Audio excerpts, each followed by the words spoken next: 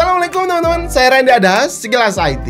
Biasanya kalian minta rekomendasiin laptop bang, bagusnya AMD atau Intel. Sekarang udah ada yang baru, yakni laptop berprosesor Snapdragon. Nah biasanya Snapdragon ini tuh adanya di smartphone, sekarang ada di laptop. Ya mantap ya. Memang ini tuh lebih mirip ke chipsetnya yang ada di Apple, M1, M2, M3. Jadi beda dengan AMD atau Intel yang berbasis x86. Kalau Snapdragon ini berbasis ARM. Maka dari itu Asus langsung gercep aja merilis laptop terbarunya, yakni Asus VivoBook S15 OLED Copilot Plus PC yang ditenagai dengan prosesor Snapdragon Elite dengan NPU up to 45 TOPS. Jadi sebelum kita lebih jauh lagi, kita cari tahu dulu perbedaannya antara prosesor x86 atau Intel AMD yang dikenal biasa seperti itu dengan si Snapdragon ini.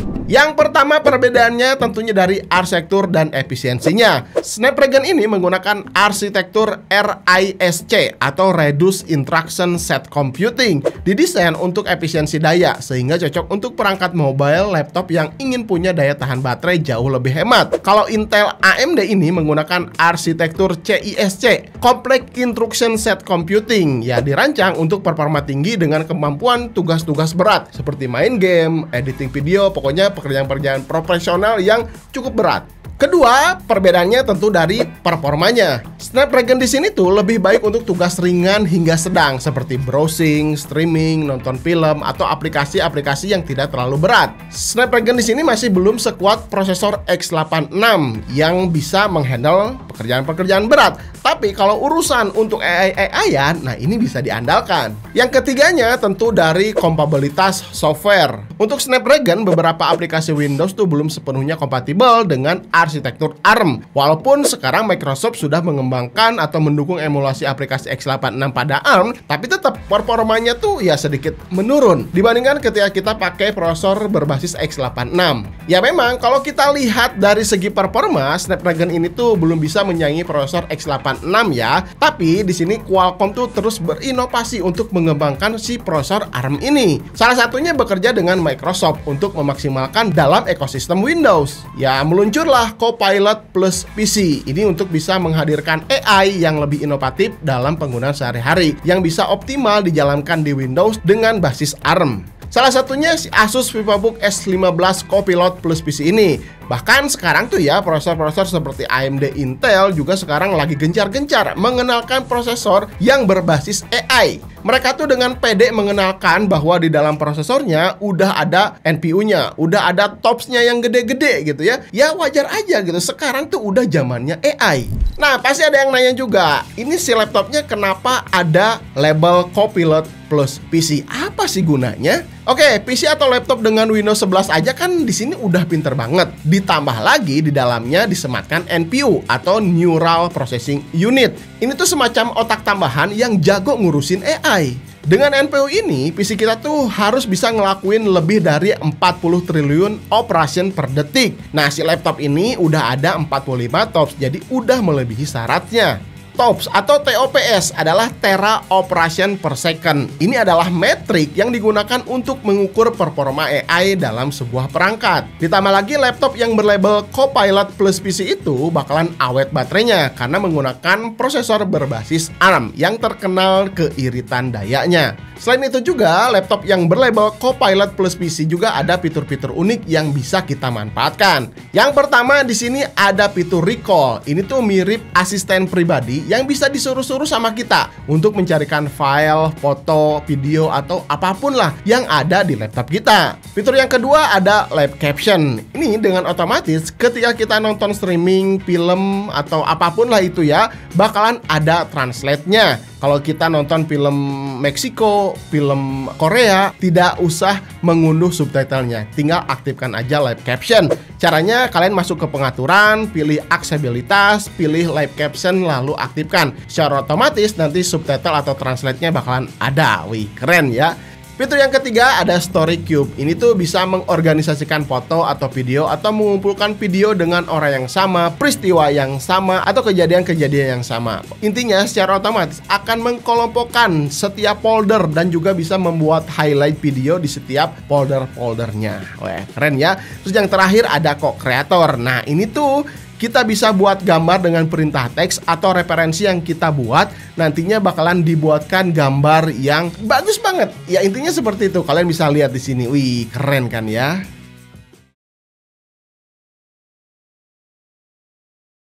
Oke, sekarang kita akan lihat dulu spek singkat dari si Asus VivoBook S15 ini. Sudah dilengkapi dengan prosesor Snapdragon X Elite X1E7800, punya 12 core, 12 thread, 3,4 GHz dengan grafik Qualcomm Adreno 3,9 teraflops. NPU-nya seperti tadi udah ada 45 TOPS, RAM 32 GB LPDDR5X, ini onboard ya dengan speed 8448 MB transfer per second. Untuk storage-nya ada 1 TB, ini udah PCIe 4.0 dengan kecepatan 5000 MB per secondan. Dan baterainya ini lumayan cukup gede ya, 70 Wh. Sekalian nanti kita akan tes berapa lama dia bisa bertahan. Salah satu poin unggulan tentunya di laptop ini adalah layarnya, udah OLED 15,6 inch beresolusi 2880 x 1620 pixel atau 3K lah ya. Ini bukan laptop gaming, tapi untuk refresh rate-nya cukup tinggi. Kecerahan up to 600 nits, jadi untuk dipakai di luar ruangan dengan cahaya yang cukup terang, tetap layarnya bakalan kelihatan jelas. 100% DCI-P3 dan 100% sRGB. Wah, mantap banget ya. Udah nggak usah diraguin lagi lah kalau layar OLED seperti ini mau pakai nonton Netflix, YouTube, kesannya tuh bakalan beda adem banget gitu ya. Tenang aja, udah ada sertifikasi perlindungan mata. Jadi kalau misalkan mau mantengin berjam-jam, nggak ada masalah. Di sini ada sertifikasi low blue light, flicker free, jadi aman untuk penggunanya. Ada kamera 1080 pixel 30 fps, terus ada gestur fisik on off untuk privasi manual. Nah, di kamera ini kita bisa nikmati performa AI-nya. Misalkan nih, lagi meeting, Zoom, presentasi online, dan lain-lain. Kita bisa aktifkan otomatis framing, bisa ngikuti arah pergerakan kita ya. Seperti fitur eye contact, bola mata kita bisa tetap lihat ke kamera walaupun kita sedang baca di arah yang lain. Terus ada background effect, ini bisa disetting, dan yang paling saya suka adalah creative filter yang bagian animate-nya nih. Wah, ini keren banget ya. Kelihatan kita tuh jadi lebih anime, lebih cakep aja gitu ya. Untuk bagian port ini cukup ya. Di samping kanan ada 2 kali USB 3.2 Gen 1 Type A, terus di sebelah kiri ada HDMI 2.1, ada 2 kali Type C Gen 4 sekaligus buat charger dan support external display juga. Ada 1 kali micro SD card reader, 1 kali 3,5 mm combo audio jack. Sudah dilengkapi dengan Wi-Fi 7 dan Bluetooth 5.4. Ini tercanggih untuk saat ini ya. Ya jadi udah canggih-canggih lah semuanya. Nah, untuk desainnya di sini tuh udah sangat tipis sekali ya teman-teman. Hanya sekitar 1,47 cm aja dengan bobot sekitar 1,42 kg aja. Jadi cukup ringan, berbahan semuanya metal ya, bisa dibuka sampai 180 derajat. Sudah juga bersertifikasi US Military Grade STDH 810H. Jadi untuk benturan-benturan ringan ya nggak jadi masalah ya. Dibawa kemana aja, dibawa di tas juga oke-oke aja. Terus untuk bagian keyboard ini bisa disetting RGB layaknya dengan keyboard gaming ya. Walaupun ini bukan ya laptop gaming, tapi udah ada RGB-nya. Touchpad-nya, nah ini cukup keren nih ya. Ada fitur yang nggak seperti biasa. Bisa disetting volume di bagian kiri, tinggal naik turun. Terus di bagian touchpad kanannya bisa setting untuk kecerahan layar. Terus di bagian atas untuk percepatan video ketika dipakai nonton video. Wah, ini keren banget ya. Untuk suaranya juga kalian nggak usah khawatir karena udah didesain oleh Harman Kardon. Terus udah Dolby Atmos juga. Jadi suaranya berasa ada di sekitar kita. Detailnya enak, nggak pecah walaupun 100%. Bassnya juga ya cukup aja, nggak terlalu nendang ya. Tapi untuk clarity-nya wah keren banget. Seperti ini kira-kira.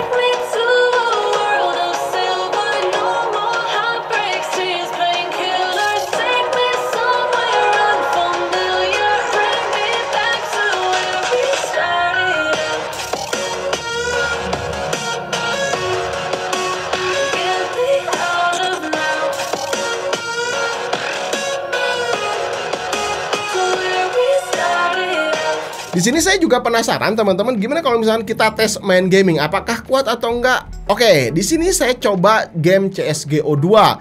Masih di resolusi 1080p, presetnya low, FPS-nya ya cukup sih ya. Kadang ada drop FPS aja. Ya kadang-kadang juga ada nge-freeze juga. Tapi kalau untuk gaming casual kayaknya nih ya oke-oke aja, gaskeun aja. Terus di benchmark sintetik juga memang kalau kita bandingkan dengan prosesor berbasis X86 dengan software-software yang sudah ada, tentu si Snapdragon Elite testing tuh belum bisa mengoptimalkannya. Jadi untuk dilihat dari skor tuh berasa setara prosesor kelas low end. Padahal ini kalau misalkan ada software yang seimbang, kemampuan prosesor Snapdragon ini tuh bisa masuk ke jajaran kelas high end di generasi terbaru. Nah ini sih masalah dukungan software aja ya terhadap arsitektur ARM-nya. Jadi mungkin nanti bakalan ada optimalisasi yang bisa maksimalkan performanya ya. Kita akan tunggu aja. Terus di sini saya juga coba ya di Premiere Pro, memang ya normal-normal aja. Tapi kalau misalnya kita dibandingkan dengan prosesor yang menggunakan AMD atau Intel, kecepatan rendernya masih tertinggal. Tapi saat kita pakai CapCut, nah ini kerasa kenceng banget karena software CapCut ini sudah berjalan maksimal di prosesor berarsitektur ARM. Skor 3D Mark juga saya tampilkan di sini.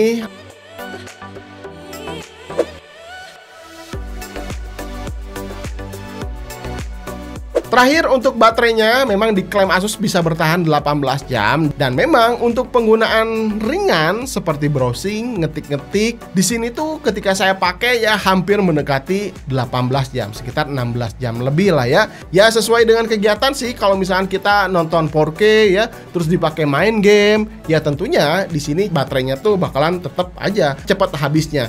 Tapi untuk sekelas laptop ya berbasiskan Windows, ini terbilang cukup awet juga untuk baterainya. Nah, terus ya kelebihannya seperti itu yang tadi saya sebutkan, pasti baterainya di sini lebih irit, terus ada fitur-fitur dari Copilot plus PC-nya yang bisa kita manfaatkan. Tapi kekurangannya ya menurut saya sih tetap ada aja.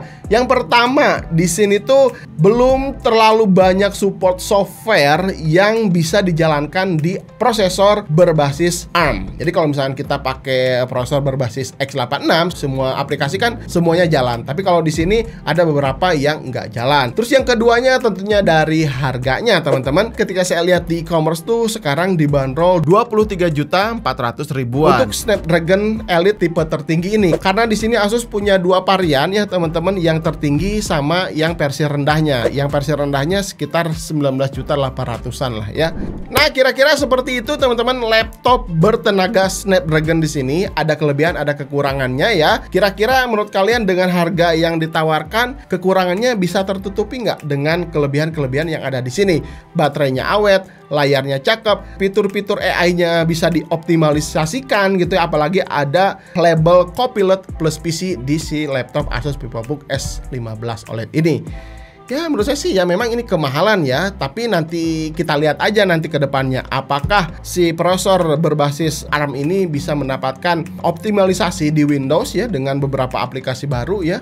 Jadi nantinya bakalan semua aplikasi yang biasa kita pakai di Windows bisa berjalan dengan normal di prosesor berbasis ARM seperti ini. Ya mungkin aja gitu ya.